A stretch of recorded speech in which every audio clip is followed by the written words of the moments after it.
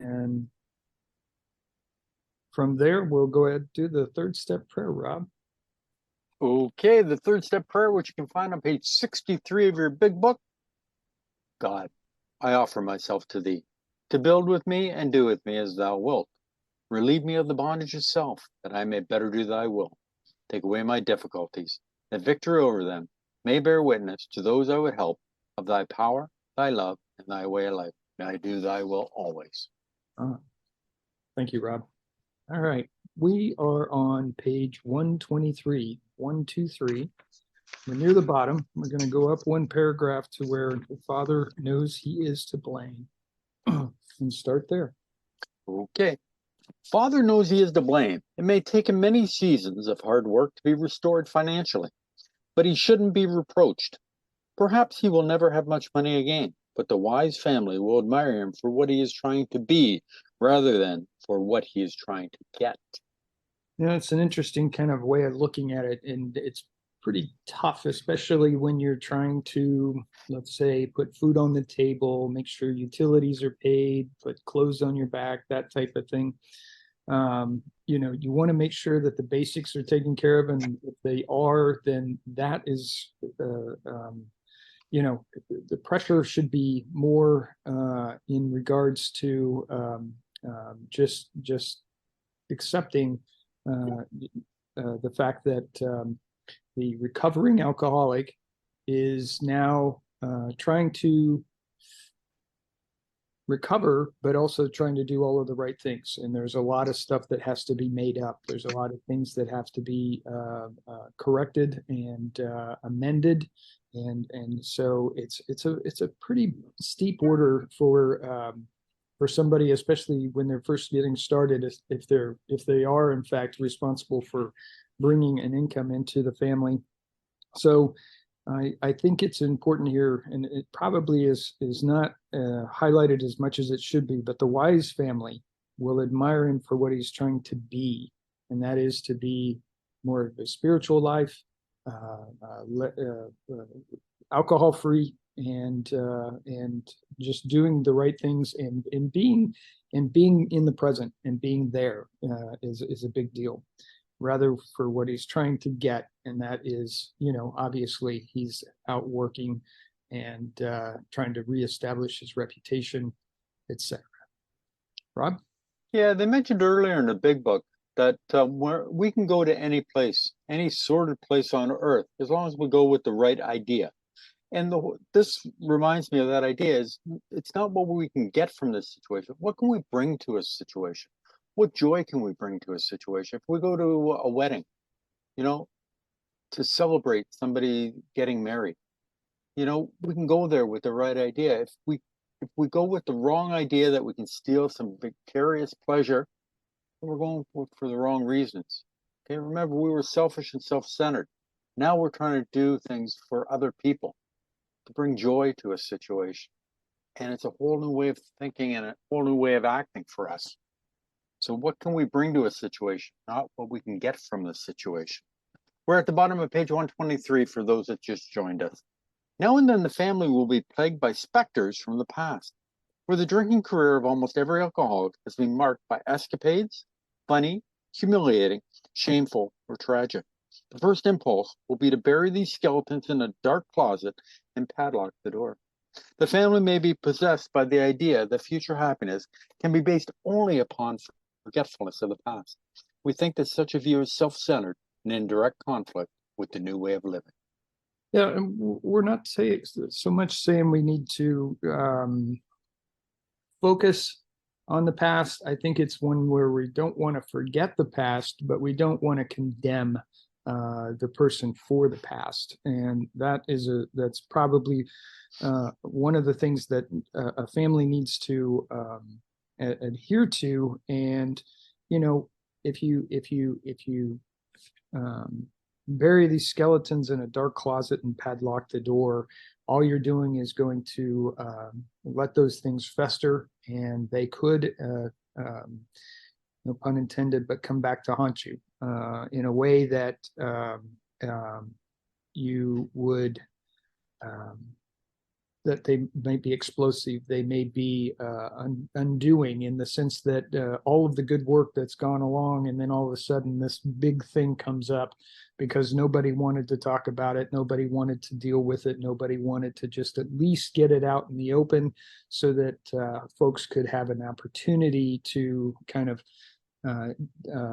clarify and get past. The point here is that they want to not so much condemn the past, but certainly do not forget the past, and make sure that some of the festering and or underlying kind of hard feelings, bad feelings, ill feelings, whatever they may be, is able to be brought out in a good communicated in good communication with the family itself. Rob? Yeah, the thing is that we can use the past as an asset, to help others and ourselves so we don't repeat it. And we can help others through a situation that we've been through. That's the greatest gift that we have, is that we've made a lot of mistakes along the way. And we can help others, steer away from it, or, how to get through it. And that comes with the family too. They talk about, and we're in the family afterwards. So the idea is that we can use what we've learned. The wife can help another wife. A husband can help another husband, from what we've gone through, so that they either don't repeat what happened, or they can help them get through it together. Page 124. Henry Ford once made a wise remark to the effect that experience is a thing of supreme value in life. That is true only if one is willing to turn the past to good account. We grow by our willingness to face and rectify errors and convert them into assets. The alcoholic's past thus becomes the principal asset of the family, and frequently it is almost the only one. Sure. And what we're talking about is turning bad to good. It's pretty simple here in regards and to what we're trying to say, and also what we've just been talking about, and that is to take the past, get it out in the open, get it dealt with in a positive manner, and allow people to rectify what is going on, and actually get past it. Now, getting past it also means that you turn some of these bad times into what I might consider as strengths, that you don't repeat the past, obviously. You learn from the past, and you apply some of the learning to your future as you kind of go along, and and you will end up converting them into assets. It's important that we realize that a lot of the things that a person is, alcohol certainly masked a lot of it, and made things bleak and tragic at times. There's always the good that is in somebody, and you want to try to get that out in the open, and then and dealt with, and assert. Applied, and you can move forward with it. Rob? Yeah, let's go back to page 64 for a second when we talk about step 4. Taking a commercial inventory is a fact-finding and a fact-facing process. It is an effort to discover the truth about the stock in trade. One object is to disclose damaged or unsaleable goods, to get rid of them promptly and without regret. If the owner of a business is to be successful, he cannot fool himself with values. So we take a look at our past, and we can move forward. It's an asset. Okay, it can be used for good later on. Okay, so page 124, everybody. This painful past may be an infinite value to other families still struggling with their problem. We think each family which has been relieved owes something to those who have not. And when the occasion requires, each member of it should be only too willing to bring former mistakes, no matter how grievous, out of their hiding places. Showing others who suffer how we were given help is the very thing which makes life seem so worthwhile to us now. Cling to the thought that in God's hands, the dark past is the greatest possession you have. the key to life and happiness for others. With it, you can avert death and misery for them. Sure. This is about taking your experience, taking the positives out of that dark past that you've have lived through, and are now in a brighter place, and taking it and sharing it with somebody else, or another family. Now, back in the 1930s, is when this book was written, that was a more common thing to do. Families seem to be a little bit more cohesive in communities, more so than they are now. But the bottom line is that with the experience that you've been through, you've taken the dark and turned it into the light, and you have experience in doing that, and that is taking it to somebody else, another alcoholic's family, and sharing that with them and helping them to see that it is possible to take the bleak and turning it into something much more positive. Rob? Yeah, the same things. Showing others who suffer how we're given help is the very thing which makes life seem so worthwhile to us now. We use our past to help others. The past teaches us, and we can use that experience to help others. We went through something, now we can use it again, as Bill has said in the book, as an asset. It is possible to dig up past misdeeds so they become a blight, a veritable plague. For example, we know of situations in which the alcoholic or his wife have had love affairs. In the first flush of a spiritual experience, they forgave each other and drew closer together. The miracle of reconciliation was at hand. Then, under one provocation or another, the aggrieved one would unearth the old affair and angrily cast its ashes about. A few of us have had these growing pains, and they hurt a great deal. Husbands and wives have sometimes been obliged to separate for a time until new perspective, new victory over her pride could be re-won. In most cases, the alcoholic survived this ordeal without relapse, but not always. So we think that unless some good and useful purpose is to be served, past occurrences should not be discussed. Yeah, we're talking about specifics. We're talking about bringing up an actual time, and then throwing it into the face of the alcoholic or the recovering alcoholic at the time, and using it as a weapon. That is what we're talking about. And bottom line is that doesn't do anybody any good. It ends up tearing things apart. It can set things back quite a bit. And in some cases, like they said, there may be a separation, whether that be short or long. Hopefully it's not more than, a 30-minute break, but we're not talking about that so much as we're talking about the fact that somebody might say, I'm going to go stay in a hotel for a couple of days or a weekend, and let's cool off, and let's come back to talk about things. But the point is that there's a lot of hurt feelings, and we don't want to, as we said, we don't want to bury them and put them in the closet because they just fester. What we want to do is to be able to bring up the feelings, the things that we can deal with. When you were an alcoholic, X, Y, and Z occurred over time, and that hurt me in this way, and I'd like to talk about it and deal with it. And the alcoholic can then say, you're right, I did X, Y, and Z, and so on and so forth.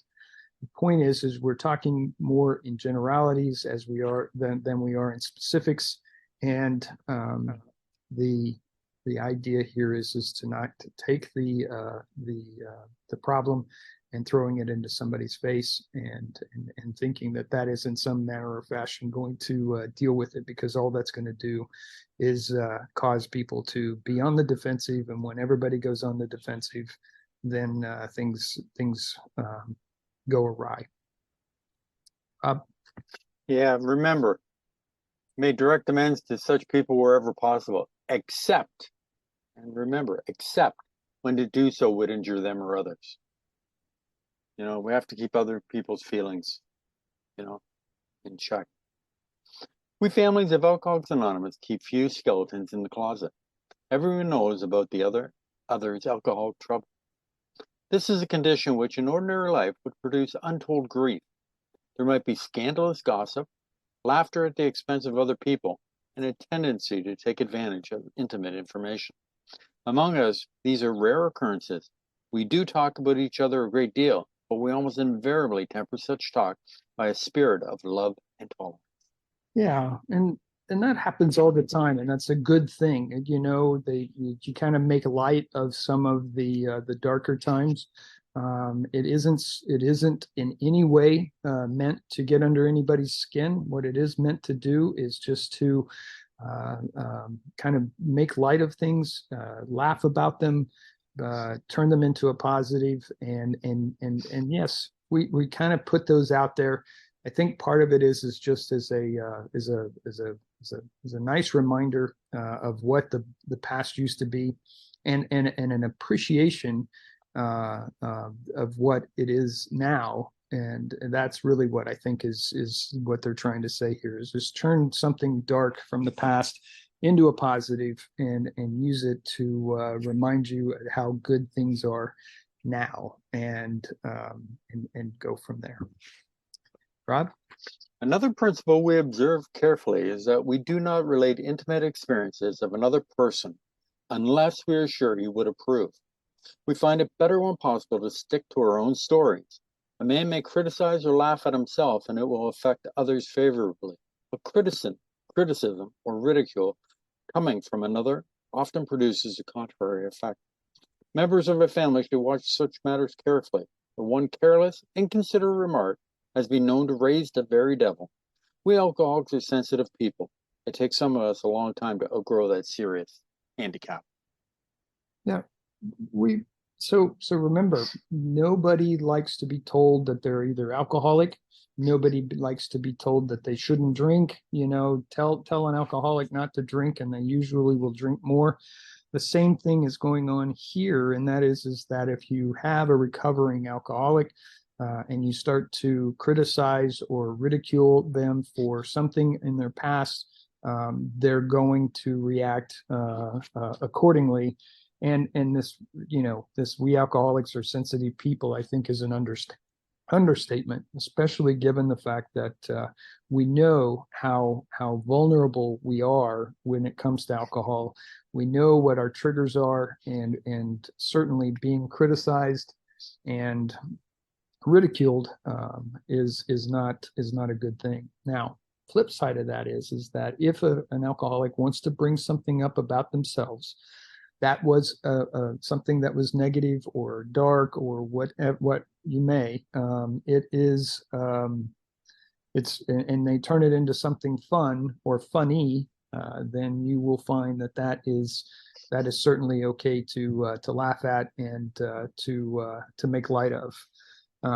The kind of idea is just to keep your mouth shut when it's about someone else. Don't talk about them unless for a fact that they would approve. And normally it's when they've already started talking about themselves, and then you just enter in the conversation.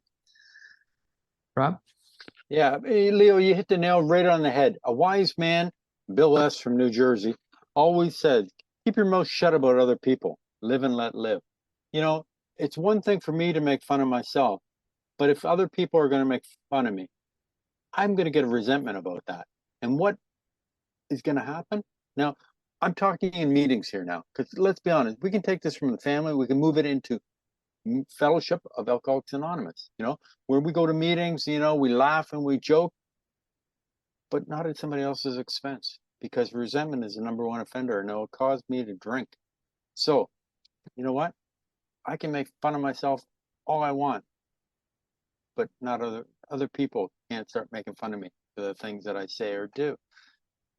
A resentment will build up, and then bang, I'm off to the races. And I don't think we're mean-spirited people, but sometimes we don't realize how much we're hurting other people. We think we're being funny, but we have to be cognizant of other people and of their feelings. Many alcoholics are enthusiasts. They run to extremes. At the beginning of recovery, a man will take as a rule one two directions. He may either plunge into a frantic attempt to get on his feet in business, or he may be so enthralled by his new life that he talks or thinks of little else. In either case, certain family problems will arise. With these, we have had experience galore. Yeah, and I think we're going to talk a little bit about that as we go along. The idea here is that that the lights come on. All of a sudden, a person that was in the dark is now in the light, and they're looking around, and things are brighter, colors are more intense, and so they really want to jump in with both feet and enjoy that.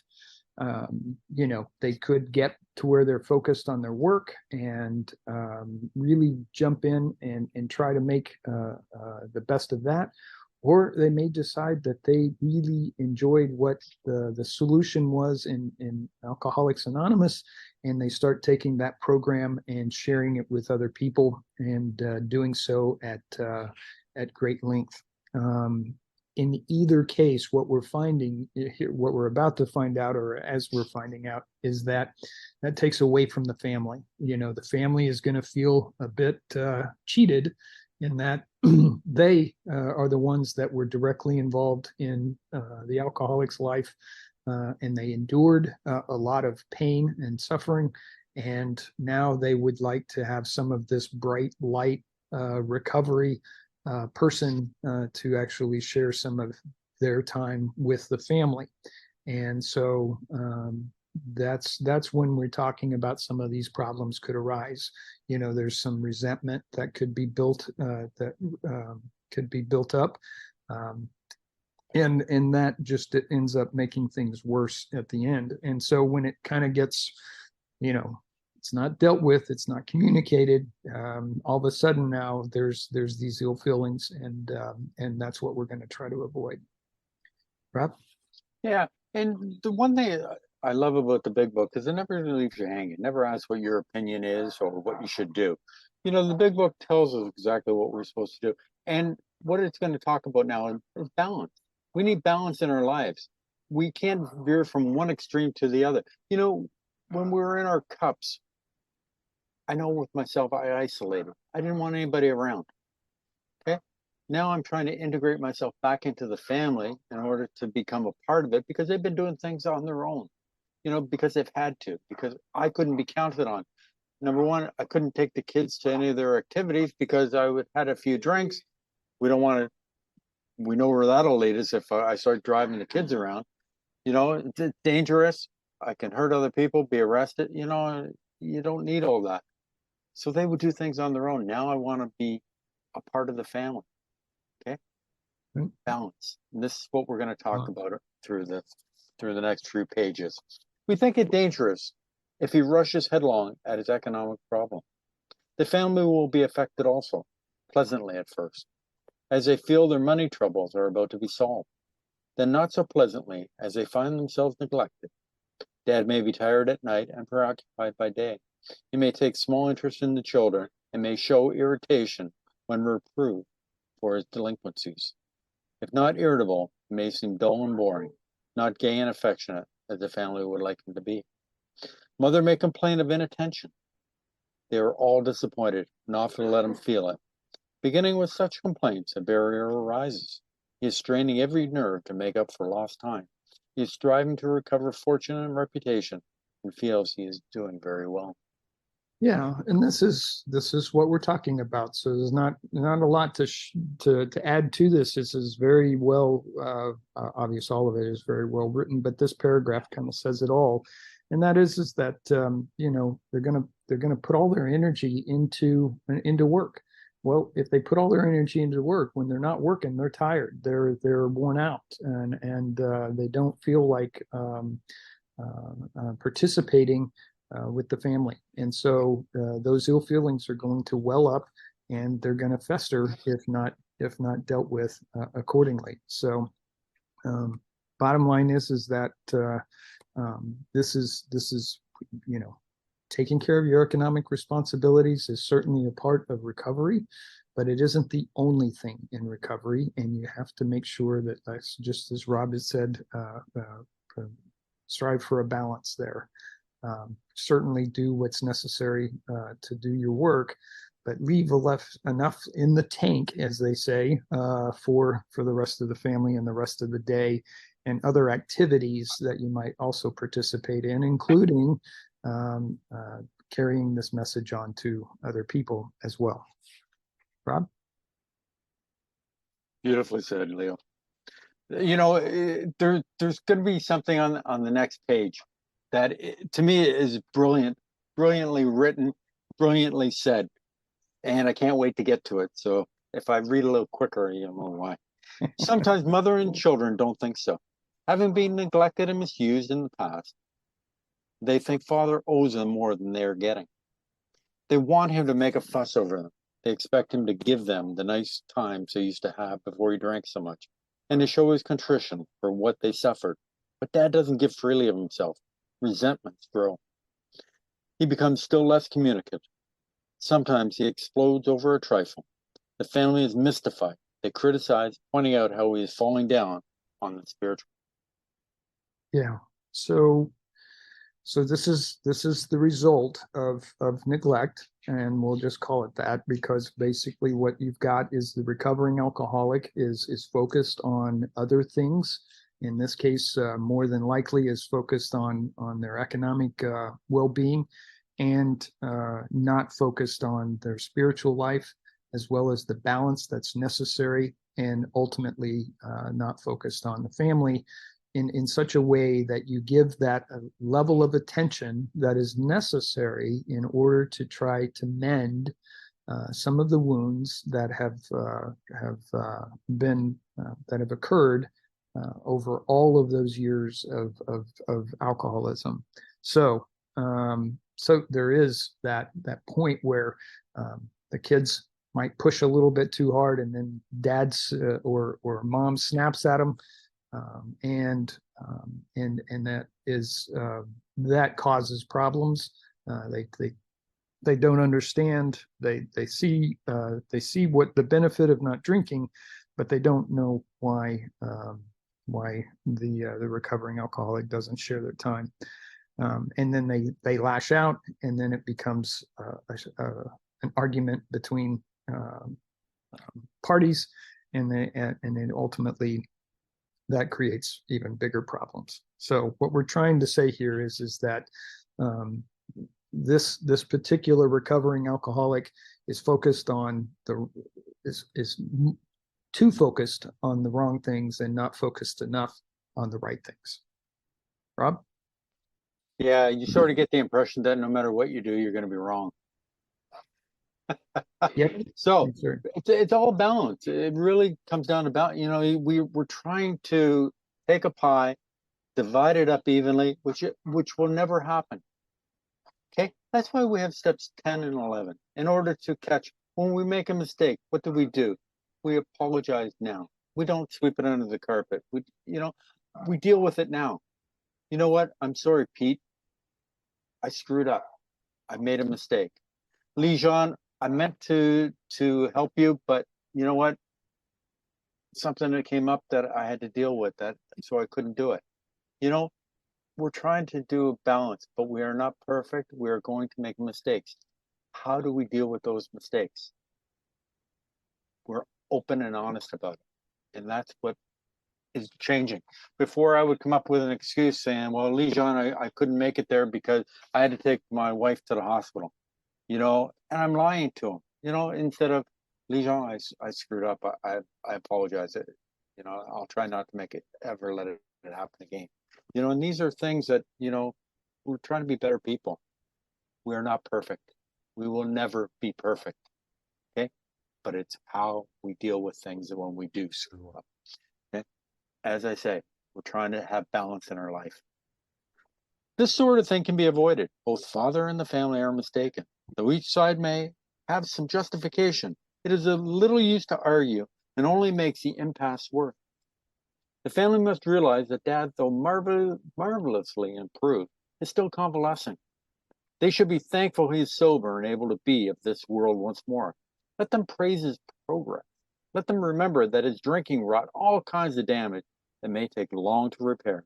If they sense these things, they will not take so seriously as periods of crankiness, depression, or apathy, which will disappear when there is tolerance, love, and spiritual understanding. So this particular passage right here, I would say it takes some strength. It takes some awareness, and it takes good communication. The idea here is that yes, this stuff can be avoided. It is that also remember that the alcoholic can't remember, but also the family as well. They should also remember and look at what the positives are, and then capitalize on those. All right, and so if they can participate in the recovery alongside the recovering alcoholic, and doing so where there's good 2, 3, 4, 5-way communication, and remembrance of what the bad was and now what the good is, capitalizing on that good, they're going to find that the as they say, the convalescing is going to go much smoother, and the family is going to be in a much better place. And at the end of all of that, then those resentments are going to melt away. Rob? Yeah, all kinds of damage that may take long to repair. You know, it takes time. Time takes time. How much time? I don't know. You know, but it's gonna, you know, I love Bill's writing and how he can, you know, the alcoholic has periods of crankiness, depression, or apathy, which will disappear when there is tolerance, love. You know, we have to, he says later on that, you know, or at the beginning of this chapter, that, you know, it seems like we had to wrap the alcoholic up in bubble wrap, you know, to protect their feelings. You know, I can see that in some of his writings here. Mm-hmm. You know, let them praise his progress. Let them remember that his drinking wrought all kinds of damage. Have patience, tolerance, and love. You know, but that's what we're supposed to have now. Patience, tolerance, understanding, and love, and goodwill towards all men. When somebody cuts us off in traffic, you know, they're going through something, you know, who knows? They're not after me. They just, you know, they're in another world. You know, we let things go. We let things pass. We don't take it so seriously. But a lot of times we quit drinking and we think that everybody should forgive anything that we've done in the past and just trust us right off the bat. Time takes time. How much time? That is the end all question. It might take years for somebody to trust us again. And we have to put up with that. Why? Because it's our fault that they feel that way. We brought this on ourselves. It wasn't somebody else. And this next paragraph, I hope everybody has it highlighted, because the last 3 or 4 sentences of this paragraph are an eye-opener, or were for me anyways. The head of the house ought to remember that he is mainly to blame for what befell his home. He can scarcely square the account in his lifetime. But he must see the danger of over-concentration on financial success. Although financial recovery is on the way for many of us, we found we could not place money first. For us, material well-being always followed spiritual progress, never preceded. And that last sentence there is a warning. So it's one that you want to make sure that you've underlined and highlighted there. The idea here again is just a paragraph's worth of warnings here to the recovering alcoholic, and that remember that is mainly to blame for what befell his home. So you know, you carry that burden of as part of your recovery to make better. It is going to take a long time to be able to make right all of the wrongs, and certainly that is going to take a lot of time in some cases. I can promise you that I'm still working on it, even still.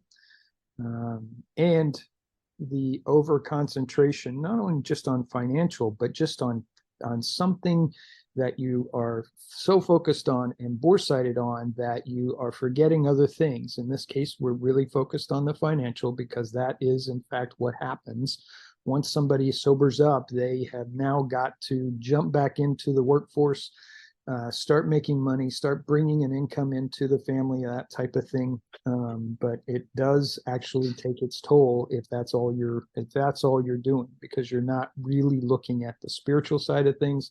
You're not dealing with the balance, as we've been talking about, and it does that when you put money first. Um, it does actually cause problems. Again, material well-being always followed the spiritual progress. So this is really important to kind of make sure that the recovering alcoholic is aware of, but also it's communicated to the rest of the family so that they can participate and support from a spiritual standpoint. Rob? Well said, Leo. Let's go to page 217 for a second. And the story is our Southern friend. And our Southern friend is Fitz Mayo. And we've read about him earlier in the book. So I'll let everybody get there for a second. And we're going to be in the middle of the page where it says nothing is right. And I just want to, now this is, Fitz is already sober. So but here's where he's talking about nothing is right. Finances are in bad shape. I must find a way to make some money. The family seems to think of nothing but spending. People annoy me. I try to read. I try to pray. Gloom surrounds me. Why has God left me? I mope around the house. I will not go out, and I will not enter into anything. What is the matter? I cannot understand. I will not be that way. I'll get drunk. And if we start thinking about finances and stuff like that, you know what, we got to keep strong spiritual. Me, God, spiritual. I got to keep praying. Remember what to do what Bill did when things got bad, when he was full of resentment and self-pity. What did he do? He went to help another alcoholic. He went to the hospital to help other people. Okay, and that's what we're told all through this book. When things get you down, go and help somebody else. Get on the phone, talk to another alcoholic. It gets us out of our own minds, because we get that, I don't know if they say this everywhere, but I've heard this in Toronto, stinking thinking, where, it's all about me, and our brains talk about it. Bob sent me a great article, and they talked about in step 10 about thinking. We have a person in our head that tells us all these different things, usually negative things that are always talking. So what we have to do is we have to get out of that. Okay, we go and we help somebody else, and it takes us out of ourselves. We're helping other people. Since the home has suffered, and as I say, for us, material well-being always followed spiritual progress. It never preceded. So, and I love that line, and it brings the point home. If I put money before spiritual, I'm going to lose spiritual. And if I lose spiritual, I'm going to lose material too. I'm going to lose everything. So keep spiritual first, number one. Since a home has suffered more than anything else, it is well that a man exert himself there.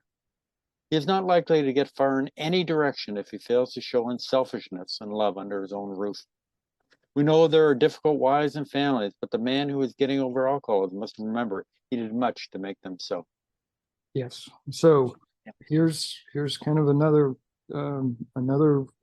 statement here. He is not likely to get far in any direction if he fails to show unselfishness and love under his own roof. So really open your arms and embrace the family, and spend the time that's necessary in mending the damage that has befell the house and the home and the family itself. And so that's another thing here. The home has suffered more than anything else. They are the ones that were with you 12, 16, hours out of every day. You were around. In some cases, in the end, if you were doing nothing but drinking, you might have been around 24 hours a day and causing all kinds of havoc in that regard, and alienating, pushing away, and creating a lot of ill feelings. So, if you take this, focus on the family, get that started with regard to your spiritual recovery, you're going to find that you're going to be able to be more supported. Which, if you, as we've heard before, the recovering alcoholic that is supported has got a much better chance of success than the one that isn't supported. And so you would do well to enlist the assistance or help of the family. And doing so is that you need to share that um, the love and the caring that is necessary in order to do so. Rob? Yeah, remember, we were the ones in our cups and we pushed everybody away, you know. Now we want them back, you know, so we have to be patient. As each member of a resentful family begins to see a shortcoming that admits them to the others, he lays the basis for hopeful discussion. These family talks will be constructive if they can be carried on without heated argument, self-pity, self-justification, or resentful criticism. Little by little, mother and children will see they ask too much, and father will see he gives too little. Giving rather than getting will become the guiding principle. Yeah, and giving on all aspects of it, not just the recovering alcoholic, which certainly has a lot to give in this case, but at the same time, the family as well should be in that frame of mind also. And it's as important, and this is easier said than done. It is easy to let the negative feelings well up and be blurted out and or used. We all too often want to turn to weaponizing words and discussions, and the idea here is to really work hard to find the positives and do this in such a way that it is a positive conversation, and not hiding away, not pushing away. Now, some topics may be a little too sensitive at times to talk about, and maybe those get tabled, and maybe you move on to the easier stuff first. Sometimes it might be that you jump right in and deal with the hardest things first. But the point being is that you want to keep a positive attitude with it.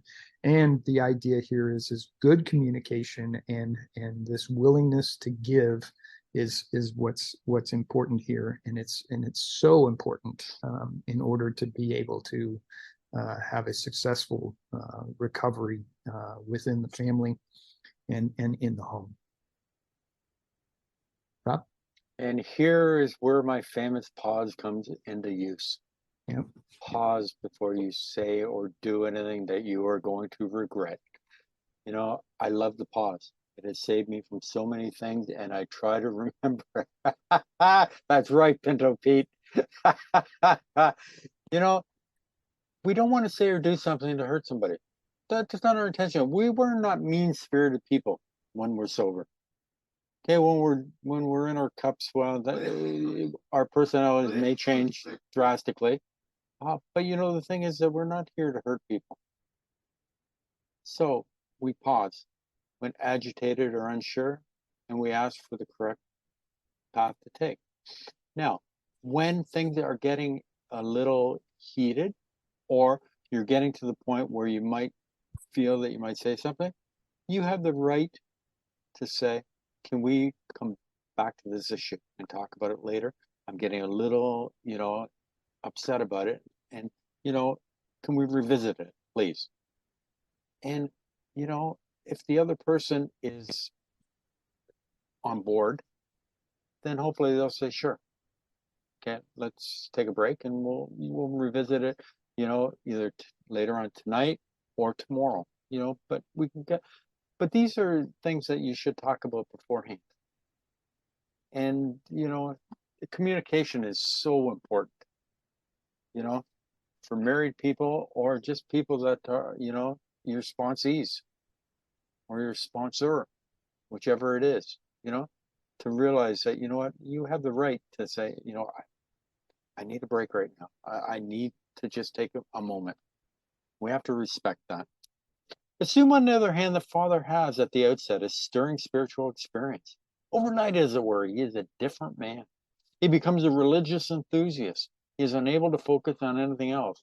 As soon as his sobriety begins to be taken as a matter of course, the family may look at their strange new dad with apprehension, then with irritation. There is talk about spiritual matters morning, noon, and night.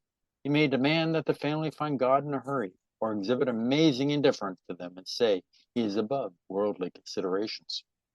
He may tell mother, who has been religious all her life, that she doesn't know what it is all about, and that she had better get his brand of spirituality while there is yet time. Okay, so we've kind of turned a little bit of the focus off of financial and now onto the spiritual. And again, we've talked about this as well, and that is that too much focus on one thing is not a good thing. And so now we're talking in regards to the fact that the recovering alcoholic has found their higher power, and in that they have decided that they wanted to become very religious and really focus on this spiritual aspect of their recovery, and that can be very off-putting and also irritating. So it is something that the family has to the recovering alcoholic has to temper their enthusiasm with regard to these matters, and then also they have to be respectful of the fact that the family is going to either come along slowly, come along at all, and you that your recovery isn't determined by how the family, if they become spiritual. I think what they're trying to say here is not to focus so much on the spiritual that you alienate the rest of the family because of it. If you are living a spiritual life, more than likely, the family will come along as time goes by alongside with you. They just need to come in at their own pace and their own time. This is another one of those pitfalls that you have to try to avoid as a recovering alcoholic and be respectful of as dealing with the family. Rob? As we veer from extreme to extreme, remember that balance is what we're trying to get in our life. When father takes his tack, the family may react unfavorably. They may be jealous of a God who has stolen dad's affection. While grateful that he drinks no more, they may not like the idea that God has accomplished a miracle where they failed. They often forget father was beyond human aid. They may not see why their love and devotion did not straighten him out. Dad is not so spiritual after all, they say. If he means to right his past wrongs, why all this concern for everyone in the world but his family? What about his talk that God will take care of them? They suspect father is a bit balmy. Yeah, and again, just the often forget that father was beyond human aid back when he was an alcoholic, a practicing alcoholic. And again, this has been stated before, I think, in the chapter to wives, and that is that how is it that other people that are alcoholics and a book can straighten out an alcoholic when all of the time, energy, and effort that was spent trying to get the alcoholic to stop drinking within the home didn't work. So there's got to be there can be some resentment that can be as part of that. And if again, they've got to be able to see the good and not think about the fact that whether or not they certainly had a part in it, because they helped facilitate getting the alcoholic to a good place as it's gone along. But it may have been another alcoholic that finally got through and was able to help the alcoholic. But there's jealousy, there's resentment, and those are easy things to fall into, and they've got to be recognized, communicated, and talked about. Otherwise, it is going to cause problems. Rob? Yeah, nothing drives my wife crazier than her when she says, "Why do you listen to them? I told you the same thing, but you never listen to me. Why?" I don't know. I don't have the answer for that. He is not so imbalanced as they might think. Many of us have experienced dazzlation. We have indulged in spiritual intoxication. Like a gaunt prospector, belt drawn in over the last ounce of food, our pick struck gold. Joy at our release from a lifetime frustration knew no bounds. Father feels he has struck something better than gold. For a time he may try to hug the new treasure to himself. He may not see at once that he has barely scratched a limitless load which will pay dividends only if he mines it for the rest of his life and insists on giving away the entire product. Yeah, I've highlighted this paragraph, and it is important when we're talking about being unbalanced. Again, we're focused on too focused on things and not focused on the broad spectrum of things that needs to have your attention.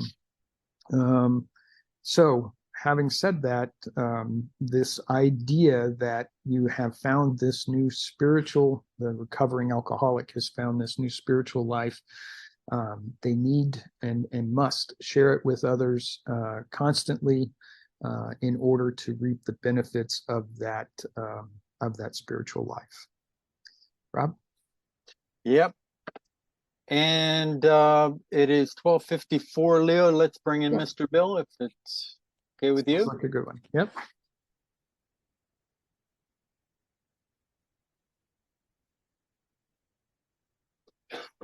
Yeah, hi, this is Bill from New Jersey. Thanks a lot, guys. Good meeting today. This is a real good chapter here, The Family Afterward. Bill wrote this, and he's trying to give some suggestions to the family and also to the alcoholic on how to deal with things and how to just get through life and family life and everything, because this is important stuff. And he's got a real lot of good information in here.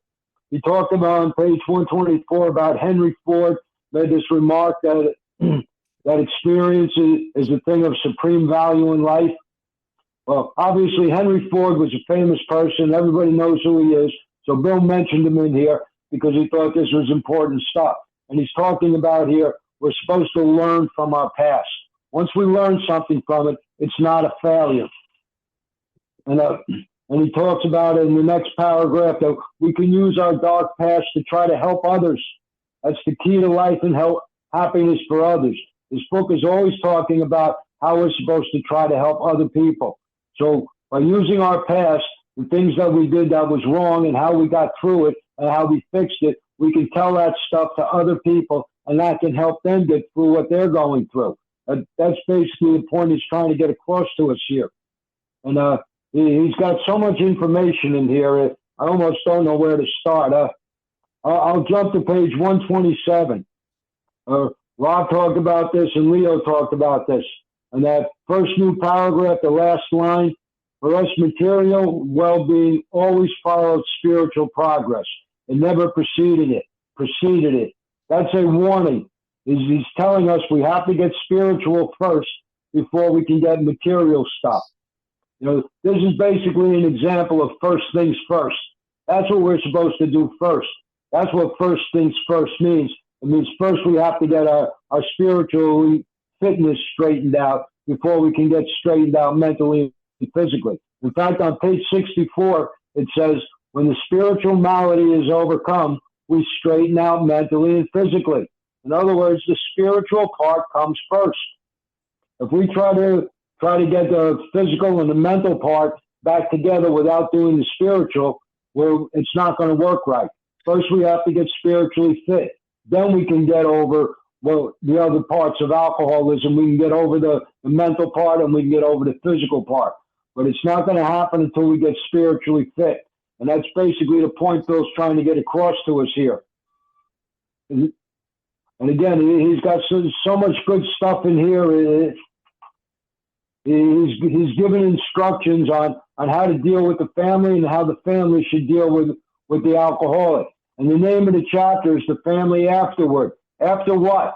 After we got sober, after we started to recover. He's telling the family how to deal with the alcoholic, and he's also telling the alcoholic how to deal with the family. And on page 128, down towards the bottom, it says, they often forget that Father was beyond human aid. We're beyond human aid. An alcoholic is beyond human aid. The book tells us that several times in here. And what is human aid? That doesn't just mean that somebody else can't help us. That means we can't help ourselves. My human aid is my willpower, my choice, my thinking to drink through. That stuff might work temporarily for some people. That's not going to work for a real alcoholic for any type of long-term sobriety. We have to get spiritually fit first. We can't use our own human aid. It just doesn't work. That would be great if it did, if we could just get up and say, okay, that's it. I'm just going to think my way through this. It doesn't work. We have a sick mind. It told us in the beginning of this book that the main problem of the alcoholic centers in the mind. So I'm going to use my sick thinking mind to think my way out of this disease. It's just not going to work. We have to get spiritual help. And that's basically the point he's trying to get across to us here. He's telling that to the family and to the alcoholic. So there's real good information in this chapter. This chapter is basically about practicing the principles in all our affairs. The last part of step 12 is trying to show what we're supposed to do so that we can get spiritually better. And then in turn, our family will get better when we get better. Because if we stay sick, the family's going to stay sick because we're the ones that made the family sick. That's all I got. Thanks a lot for letting me share. Thanks so much, Bill. Thanks, Bill. Okay. Thank you, Bill. All right. Rob, we'll close with the serenity prayer and then open things up. Sounds great. Serenity prayer. God, grant me the serenity to accept the things I cannot change, courage to change the things I can, and wisdom to know the difference.